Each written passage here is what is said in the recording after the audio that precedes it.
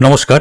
অন্নপূর্ণা যোজনার যে 13 পাতার ফর্ম দেখে অনেক দর্শক বন্ধু জানতে চাইছে যে যারা ইনকাম ট্যাক্স ফাইল করেন তারা কি অন্নপূর্ণা ভান্ডার করতে পারবেন না, বা এরকম বলা হয়েছিল যিনি ইনকাম ট্যাক্স দেন তিনি এই অন্নপূর্ণা ভান্ডারের আওতায় আসবেন না। আমি একবার নোটিফিকেশনটা আপনাদের দেখিয়ে দিচ্ছি।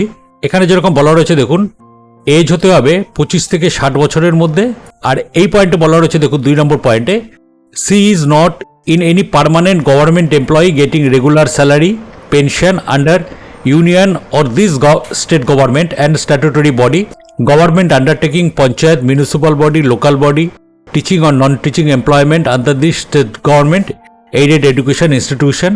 C is not paying any income tax. এবার এই লাইনটার জন্যই অনেকের প্রবলেম হচ্ছে যে সে যেন কোনো ইনকাম ট্যাক্স না দেয়, তাহলে কিন্তু সে অন্নপূর্ণা ভান্ডারের আওতায় আসতে পারবে না। এবার প্রশ্নটা হচ্ছে যে ভারতবর্ষের প্রত্যেকটা মানুষ যারা ইনকাম করেন তারা কিন্তু প্রত্যেকেই আইটিআর ফাইল করতে পারবেন, অর্থাৎ ইনকাম ট্যাক্স রিটার্ন ফাইল করতে পারবেন। তিনি বছরে 500 টাকা ইনকাম করুক বা 5 লাখ টাকা করুক বা 50 লাখ টাকা করুক, তিনি কিন্তু আইটিআর ফাইল করতে পারেন। এবার এই ইনকাম ট্যাক্স পে করার একটা সিস্টেম আছে। সেই সিস্টেমটা কি দেখুন, আমি এখানে দেখিয়ে দিচ্ছি। এখানে যেরকম বলা হয়েছে দেখুন, আপনার বার্ষিক আয় যদি 4 লাখ টাকা পর্যন্ত হয় তাহলে কিন্তু কোনো কর দেওয়ার দরকার নেই। এবার 4 লাখ 1 থেকে 8 লাখ টাকার মধ্যে হলে 5% কর দিতে হবে, আর 8 লাখ 1 থেকে 12 লাখের মধ্যে হলে 10% কর, আর 12 লাখ 1 থেকে 16 লাখ অবধি হলে 15% কর। এছাড়াও আবার বলা আছে যে কারোর করযুক্ত আয় মানে 12 লাখ টাকার উপরে করযুক্ত আয় করমুক্ত হতে পারে। বেতনভোগীরা 75,000 টাকা স্ট্যান্ডার্ড ডিডাকশনও পান। তো সেক্ষেত্রে 12 লাখ টাকার ওপরে হলে তখন কিন্তু আপনাকে 15% কর দিতে হচ্ছে। এছাড়া 4 লাখ টাকা পর্যন্ত যাদের বার্ষিক আয় তাদের কিন্তু কোনো কর দেওয়ার দরকার নেই, কিন্তু আপনারা প্রত্যেকেই আইটিআর অর্থাৎ ইনকাম ট্যাক্স রিটার্ন ফাইল করতে পারবেন। তো যারা কর দিচ্ছেন মানে যারা আইটিআর ফাইল করছেন 4 লাখ টাকা পর্যন্ত, তাদের কিন্তু এখানে পাওয়ার কোনো অসুবিধা নেই, মানে আপনারা অন্নপূর্ণা ভান্ডার পেতেই পারেন, আপনারা যে কেউ করতে পারবেন। আইটিআর ফাইল কিন্তু যে কেউ জমা দিতে পারে। তাই জন্য 4 লাখ টাকা পর্যন্ত তো বলাই আছে যে কোনো করের দরকার লাগে না, কোনো কর নেই। সেক্ষেত্রে কিন্তু আপনারা অন্নপূর্ণা যোজনার জন্য অ্যাপ্লাই অবশ্যই করতে পারবেন। তো এমতো অবস্থায় যেসব ব্যক্তিরা আয়কর প্রদান করেন, অর্থাৎ যাদের বার্ষিক আয় অনেক বেশি, যারা আয়কর প্রদান করেন তারা কিন্তু অন্নপূর্ণা যোজনার কোনো রকম সুবিধা পাবেন না। কিন্তু যারা নর্মাল আইটিআই ফাইল রিটার্ন করেন, অর্থাৎ যাদের 5 লাখ টাকা অবধি নর্মাল রিটার্ন দেখান, কেউ হয়তো ছোটোখাটো ব্যবসা করেন বা কোনো রকম কাজ করেন, তাদের ক্ষেত্রে আইটিআর ফাইল রিটার্ন দেখাতে হয়। এবার আইটিআর ফাইলের জন্য কেন তিনি আইটিআর ফাইল করেন? তার আইটিআর ফাইল করার কারণ হলো তিনি কোনো লোন নিতে পারবেন আইটিআর ফাইলের মাধ্যম দিয়ে। যেরকম ব্যাংক লোনের সুবিধা, ভিসা আবেদন করতে পারেন, ইনকাম প্রুফ হিসাবে ব্যবহার করা যায়, ট্যাক্স রিফান্ড পাওয়া যায়, ভবিষ্যতের ফাইন্যান্সিয়াল রেকর্ড তৈরি হয়। এগুলোর জন্য আইটিআর ফাইল আপনাদের ক্ষেত্রে গুরুত্বপূর্ণ। দেখুন এখানে সব লিখে রেখে দিয়েছি আমি।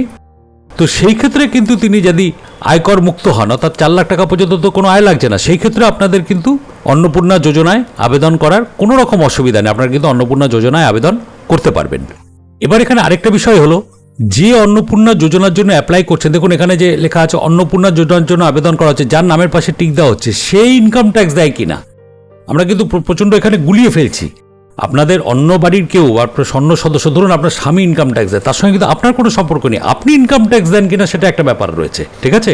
সেইটা কিন্তু মাথায় রেখে কাজটা করতে হবে। তবুও বলা হচ্ছে ফ্যামিলিগত ইনকাম, যদি বেশি টাকা কেউ ইনকাম ট্যাক্স দিয়ে থাকে সেক্ষেত্রে তো তাকে বিচার বিবেচনা করবেই। যদি ধরুন তার কোনো ফ্যামিলির ইনকাম 12 লাখ টাকার অধিক হয় বা তারও বেশি হয়, যার ইনকাম ট্যাক্স দেয়, সেক্ষেত্রে একটু বিচার বিবেচনা করতে পারে। তবুও মেনলি ব্যাপারটা হচ্ছে যিনি অন্নপূর্ণা যোজনার জন্য অ্যাপ্লাই করছেন তিনি ইনকাম ট্যাক্স দিচ্ছেন কিনা সেটা কিন্তু একটা দেখার বিষয়। বাদবাকি কার কি ইনকাম ট্যাক্স আছে না আছে সেটা কিন্তু দেখার বিষয় নয়। তবু এখানে জিনিসগুলি চাওয়া হচ্ছে সম্পূর্ণ হিসাব রাখার জন্য। আর আরেকটি বিষয় হলো যে এখানে বলা হয়েছে যে দেখুন আপনার বাড়ির ধরন, যে এই যেখানটা লেখা আছে আপনার বাড়িতে 3 বা তার বেশি পাকা ঘর রয়েছে কিনা। এবার এটি কেন জানতে চাওয়া হচ্ছে? এটি জানতে চাওয়া হচ্ছে যে পরবর্তী ক্ষেত্রে যদি আবাস যোজনার ক্ষেত্রে আপনারা কেউ অ্যাপ্লাই করে থাকেন, তখন এইখান থেকে আপনাদের সার্ভে করে দেখে নিতে পারবে যে আপনি সেই আবাস যোজনায় সেই বাড়ি পাওয়ার যোগ্য কিনা। সেখানে এই ফর্মটার মাধ্যম দিয়ে কিন্তু আপনাকে সার্ভে করে নিতে পারবে। সেই জন্য এখান থেকে জানতে চাওয়া হচ্ছে যে আপনার বাড়িতে কি 3 বা তার বেশি পাকা ঘর রয়েছে। যদি না থাকে, যদি এখানে না থেকেও টিক চিহ্ন করেন, হয়তো তিনি ভাড়া থাকেন, তার নেই, বা কোনো রকম পাকা ঘরের ব্যাপারই নেই, তো মাটির ঘর রয়েছে, পাকা করে ব্যাপার নেই, সেই ক্ষেত্রে কিন্তু তারা যখন কোনো আবাস যোজনার ক্ষেত্রে অ্যাপ্লাই করবেন তখন কিন্তু এখান থেকে তাকে সার্ভে করে নিতে পারবে। এটা কিন্তু এক ধরনের সার্ভে ফর্মও হয়ে যাচ্ছে। এছাড়াও আরও কিছু বিষয় জানতে চাওয়া হয়েছে যে আপনার 4 চাকা গাড়ি আছে কিনা বা 2 চাকা গাড়ি আছে কিনা, সেই গাড়ির নম্বর দিতে বলা হয়েছে, বা বলা হয়েছে আপনি ট্যাক্স দেন কিনা, পি ট্যাক্স বা ইনকাম ট্যাক্স দেন কিনা। পি ট্যাক্স মানে হলো প্রফেশনাল ট্যাক্স, দেখুন ডাক্তার, উকিল, এই যে এখানে যেরকম বলা রয়েছে, বা অনেকেই প্রচুর লোকই আছে যারা ব্যবসা করে তারাও কিন্তু পি ট্যাক্স দেয়। যাদের দোকান আছে তারা কিন্তু পি ট্যাক্স না দিলে কিন্তু তারা পরবর্তীকালে তাদের যে ট্রেড লাইসেন্স সেটা রিনিউ করতে পারে না। ছোটখাটো ব্যবসার ক্ষেত্রেও তাদের পি ট্যাক্স দিতে হয়। এবার এখানে যে পি ট্যাক্স দিচ্ছেন তিনি হয়তো যে অন্নপূর্ণা যোজনা অ্যাপ্লাই করছেন, অন্নপূর্ণা যোজনা তো প্রধানত মহিলাদের ক্ষেত্রে, এবার তিনি হয়তো বাড়ির গৃহিণী, এবার তার হাজবেন্ড পি ট্যাক্স দেয়, তার সঙ্গে কিন্তু তার কোনো সম্পর্ক নেই। তিনি পি ট্যাক্স তো দিচ্ছেন না, পি ট্যাক্স তো দিচ্ছে তার হাজবেন্ড, বা ট্যাক্স দিচ্ছে তার হাজবেন্ড, বা গাড়ি আছে তার হাজবেন্ডের নামে, তার ক্ষেত্রে কিন্তু কোনো অসুবিধা নেই। মেনলি ব্যাপারটা যেটা হলো সেটা হলো যে সে কোনো সরকারি চাকরি করে কিনা, অর্থাৎ অন্নপূর্ণা যোজনায় যিনি অ্যাপ্লাই করছেন তাকে তিনি কোনো সরকারি চাকরি করেন কিনা বা সরকার থেকে কোনো পেনশন পান কিনা সেটা দেখার বিষয়। তার বাদবাকি তার ছেলে কিছু বা তার হাজবেন্ড কিছু করে কিনা সেটার সঙ্গে কিন্তু এটার কোনো সম্পর্ক নেই। তিনি কিছু করেন কিনা সেটাই সার্ভে করে দেখা হচ্ছে, তার সঙ্গে সবার ডিটেলসটাও নিয়ে নেওয়া হচ্ছে। তো এই ডেটাগুলো নেওয়া হচ্ছে শুধুমাত্র আপনার পরিবারের অবস্থা জানার জন্য, এবং পরবর্তীকালে যদি কোনো রকম সুযোগ সুবিধা দেওয়া হয় তাহলে এই ডেটা থেকেই কিন্তু সব জিনিসটা তাদের কাছে পরিষ্কার হয়ে যাবে।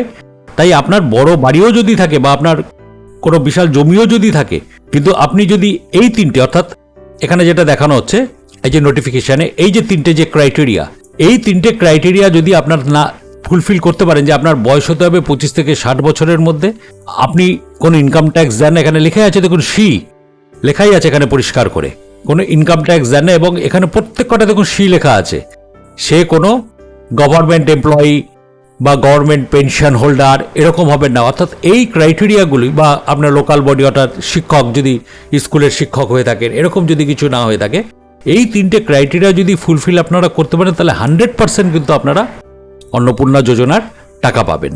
এবার দেখুন এখানে যে আরেকটি পয়েন্ট বলা হয়েছে যে এখানে শিশুদের টিকাকরণের বর্তমান অবস্থা, তা টিকাকরণের সঙ্গে অন্নপূর্ণা যোজনার কি সম্পর্ক আছে, এর একটা ব্যাপার আছে। তাহলে এই তথ্য এখানে চাওয়া হয়েছে কেন, একটু ভালো করে বোঝার চেষ্টা করবেন ব্যাপারটা।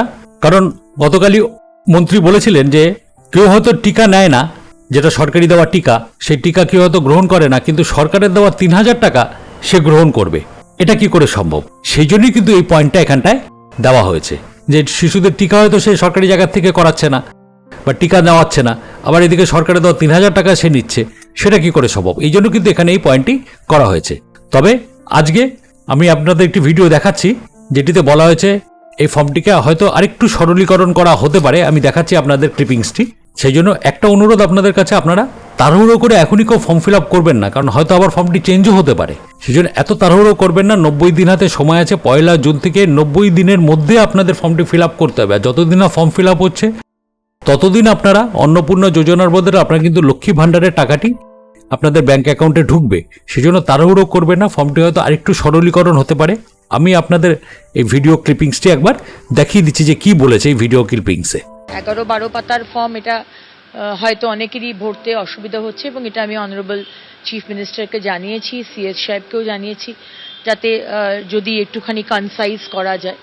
আর যে পয়েন্টার্সগুলো হয়তো অতটা দরকার নেই, ভ্যাকসিনেশন অতটা আমাদের দরকার নেই, 3টে রুম আছে এটা অতটা দরকার নেই, যেটুকু দরকার সেটুকু যদি আমরা করতে, এটা নিয়ে ভাবা হচ্ছে যদি এটা কম করা যায়। কিন্তু ইনফরমেশনটা শুধু অন্নপূর্ণা যোজনার জন্য নয়, let me make it very clear. মানে আপনি ফর্মটা ফিল আপ করার সময় যখন দেখছেন যে এই পয়েন্টসগুলো রয়েছে, এটা না ভরলে আমি পাবো না, এটা কিন্তু বিষয়টা নয়। কারণ আগামী দিনে যে প্রচুর কেন্দ্রের যে যোজনাগুলো সুবিধা আমরা আপনাদেরকে দেব, সেটার জন্য কিন্তু এই ডকুমেন্টেশনটা দরকার।